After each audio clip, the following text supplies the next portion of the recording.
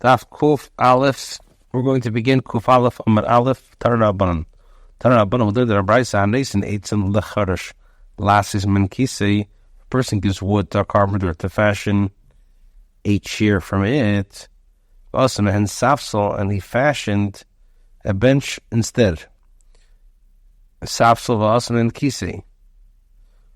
Or let's say a person gives him wood to make a bench, and he made a chair for him. A mayor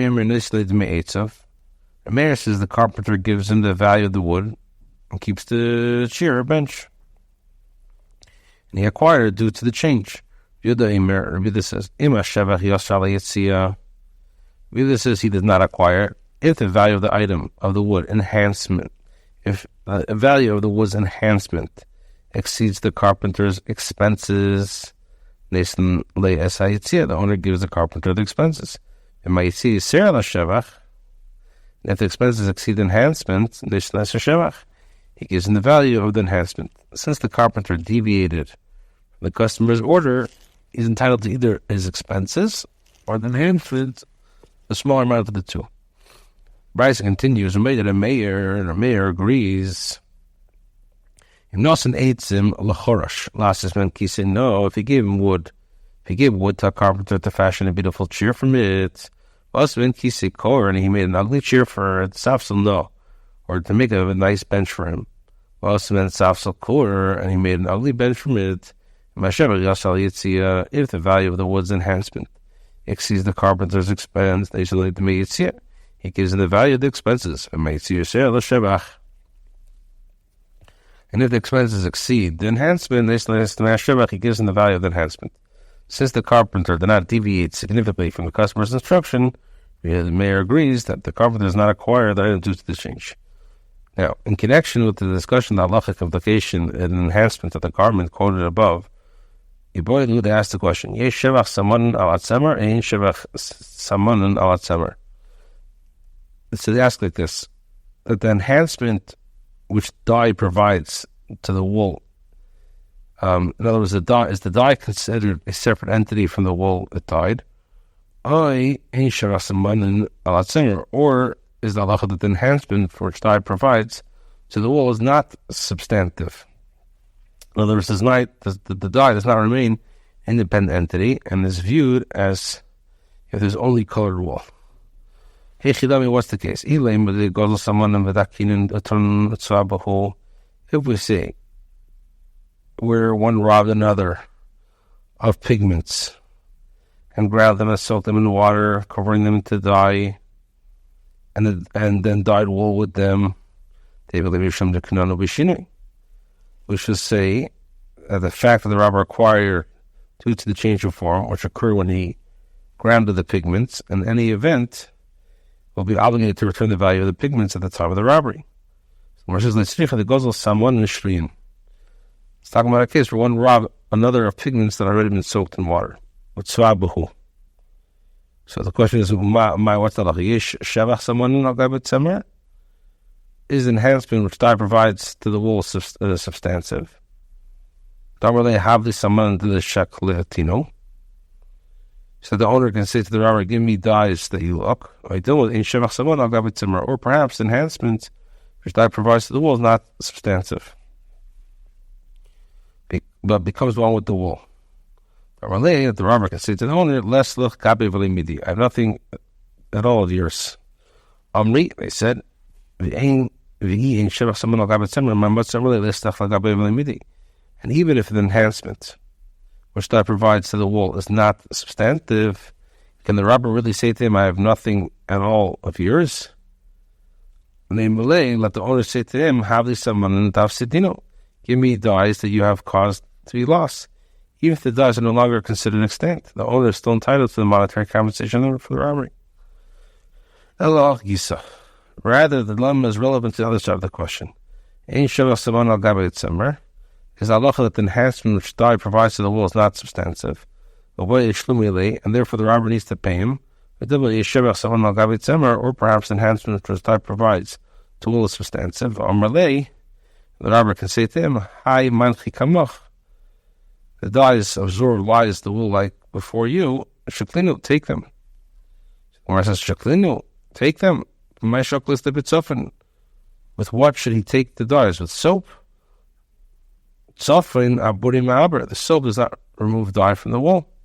It does not return the dye to the robbery victim, as the dye cannot be recovered. What are we doing with it?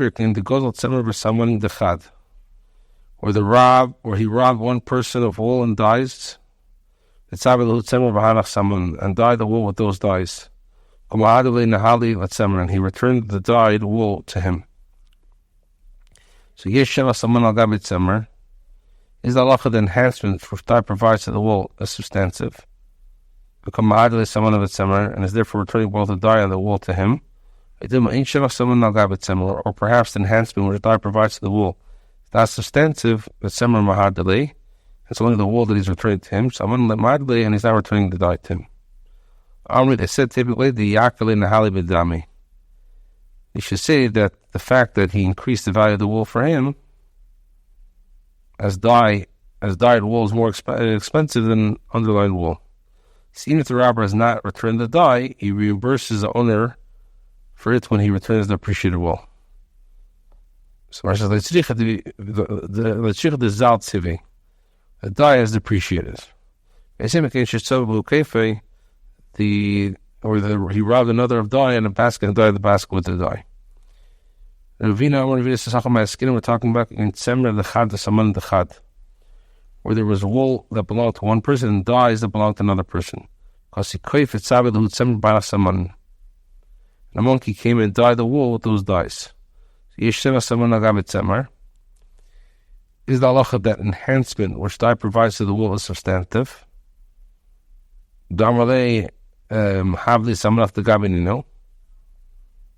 So that the owner of the dye can say to the owner of the wool, give me dyes that are with you. Or perhaps enhancement for dye provides to the wool not substantive to the owner. There's nothing in yours with me. Tashma, come in here. A garment that one dyed with peels of arla. Yidalik must be burnt. Apparently we see that the appearance is considered a significant matter, and the dye therefore remains an independent substance even after having absorbed by the wool. So Rabbi says the reason the garment must be burned is not because the dye remains an independent substance, rather because the Torah prohibited benefit that is visible to the eye. The Torah says it's forbidden shall be eaten. We are learned this against eating. From where do we know that one may not even derive benefit from it? We may not eat with dyes extracted from the fruit, and one may not light a lamp oil extracted from the fruit. You shall count the food therefore as forbidden arla. It says it shall not be eaten. To include all of these. Now the Gemara tries to prove a resolution to the shot. Dashma, a garment that one dyed with dye extracted from the peels of produce of shvis. So the halacha has to be burned when the time of the illumination of Shemitah comes. So which is mashma, the dye eventually remains an independent substance. Where is this? There it says tia, tia shall remain as is. Rami raises a shaila. Time we learned in the Mishnah. A garment that one dyed with dye from peels of arla, Yidolek has to be burned. See the change in appearance is matter.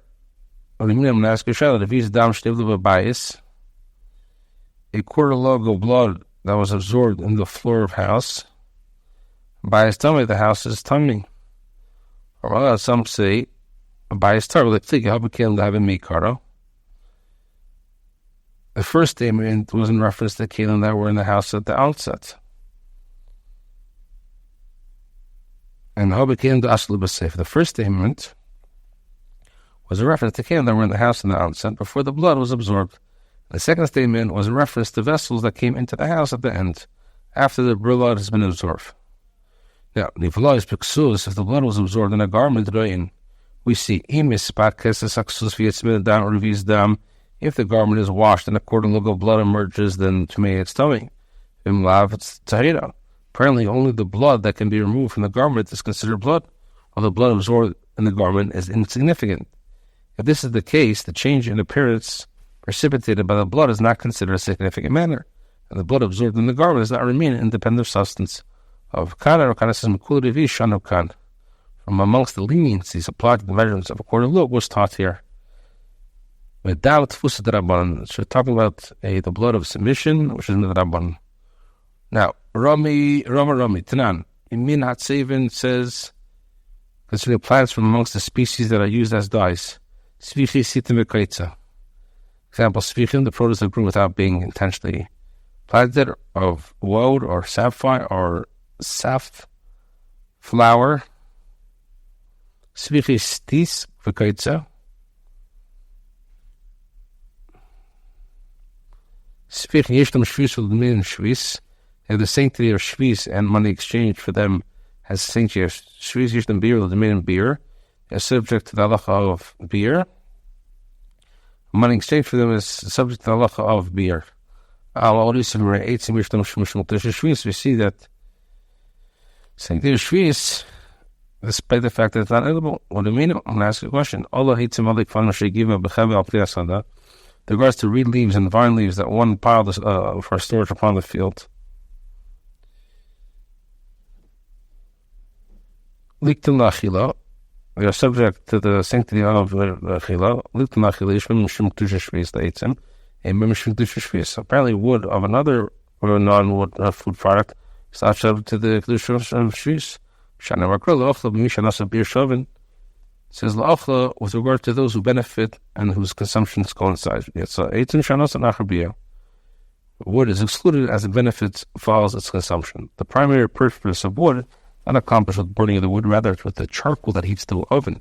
Therefore, wood is not subject to the Kedusha of Shvis. In fact, the wood of Ika heats in the Mishkan, but isn't there wood that is used to provide heat, whose benefit to Hanas and Bir Shavan, which benefit coincides with its consumption? Or Rava says, Stam Eitzim Lasok in Hindim, unspecified wood exists for fuel.